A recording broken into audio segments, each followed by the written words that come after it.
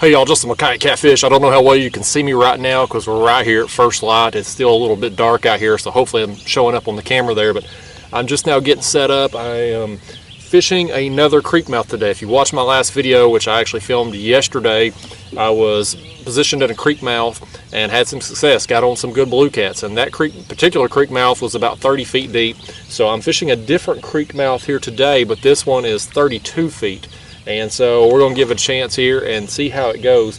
Like I said, it's first light here. It's about 6 a.m. I'm getting a little bit later start than I wanted, but I've got anchored down here and I'm going to be suspend fishing again today. I'll just have my baits directly into the kayak, a couple feet off the bottom, but using white bass again. I've still got some left from my previous trip. So I'm going to get these cut up, get them down in the water. We'll see if we can get on some fish. All right, y'all, there's the first bait, a white bass head. That's one of the bigger ones I caught the other night, so if we get a fish on that bait, it's probably going to be a good sized fish. This time of year, you know, summertime, water's warm, their metabolism's high. I like to throw out some bigger baits, and that's what we're going to do today. It's going to be a big bait kind of day. I'm going to, of course, have the big head on that rod.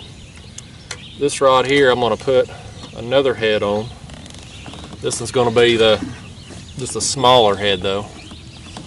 One of the smaller white bass I got. Same thing, hooking it the same way as the other one. I just kind of go up under the gill plate there, out through a nostril. We just drop it straight down under the kayak. Currents. We got pretty good flow out here. We had a lot of rain over this past weekend, and so TVA has been spilling up at Fort Loudon Dam. Now I'm fishing pretty good ways downstream from there, so no safety issues at all. But you know, it's a noticeable current. My lines, even with 8-ounce sinkers that I'm using today, I don't know if you can see because it's still kind of dark, but my line's kind of out just a little bit, so you know, you just have to, that's fine as far as spin fishing goes, but you just have to kind of compensate for it if you want your baits at a particular depth. And you know, I generally like my baits somewhere within 2 to 3 feet of the bottom. Definitely no more than higher up than 5 feet off the bottom, but really I like them about as close down to the bottom as what I can get without being on the bottom, if that makes sense.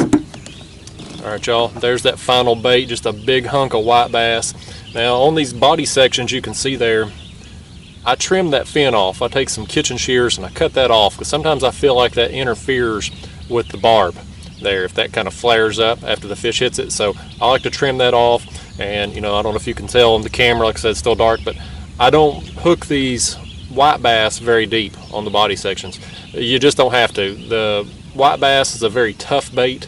They're not a smaller fish getting down there gnawing on it. It's not going to rip it off the hook if you just kind of you know, do a very shallow penetration of the hook there. So we got that on there. Let me drop it down, get this bait set, and we'll be fishing.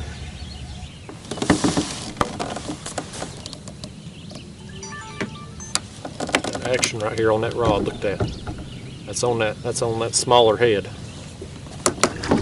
Oh, now he's gonna take off. He's gonna take off now. I'm fiddling with the camera. There he goes. Got him. Yeah, it don't feel like a bad fish either now. Yeah, that's solid. That's solid. This gotta be a flathead, y'all. This gotta be a flathead. He hasn't rolled the first time. I mean, look at that. He's still just pulling.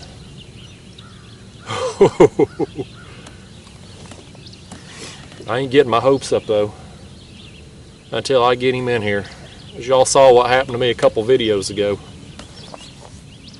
Last week I was up there in that secondary channel, had a massive thump, rod bent over. I fought that fish for like 3 minutes and he just let it go. You know, I've said that before in other videos. They just, sometimes I don't think they get the hook. Their jaws are so strong they clamp down on the bait and could hold on to it. That rod right there got hit. That rod got hit. I don't know if it was another fish or if it's just this one getting in it. I just lost all the ground I had made on him. Man. Look at that. Look at that. I mean, we got to be 2, 3, 4 minutes into this fight here. And he has still got that rod just buried. Just buried. That rain's coming down, but I'm just going to have to go with it with these cameras. They're uncovered. I don't use waterproof cases on the cameras because you can't hear the audio when I do, but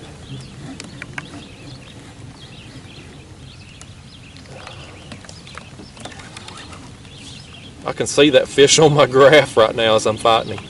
He's still on the bottom. He's under me, but I ain't got him off the bottom yet. I wish that rain would just hold off just a few minutes. I really want to get all the action and get some pictures of this fish. It's still dark out here. I don't know what time it is. It's 6:48 right now. I got on the water. I got down here and set up right at 6. But it's still kind of dark just because it's cloudy. Man, this fish is still taking drag this far into the fight. I may have to make this one fish the whole video as long as this fight's taking. This one ate that white bass head though. This was the smaller head there that I showed you, or tried to show you anyway. I don't know if it was light enough yet to get it on video. I like them head pieces, man. I don't care what bait I'm using. I catch more big fish on the head section of a bait than anything else. I gotta do some finagling here on this, y'all. First off, let's lose that rod holder. Let's get it out of the way. That's a nice thing about them Scotty rod holders, and why I like them versus some of the other rod holders on the market, because I can move it in a second and get it completely out of my way for landing big tanks like this flathead that we got here. Look at that, guys. Buddy, that's a solid fish, man. That's a solid fish. Alright, y'all. Let me hold this fish up right quick. Look at that. Look at that. That's a good fish, ain't it? Look at that. The rain's coming down. I'm probably gonna have to cover up these cameras real fast.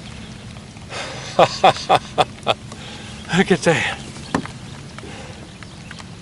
Man, that's a good fish.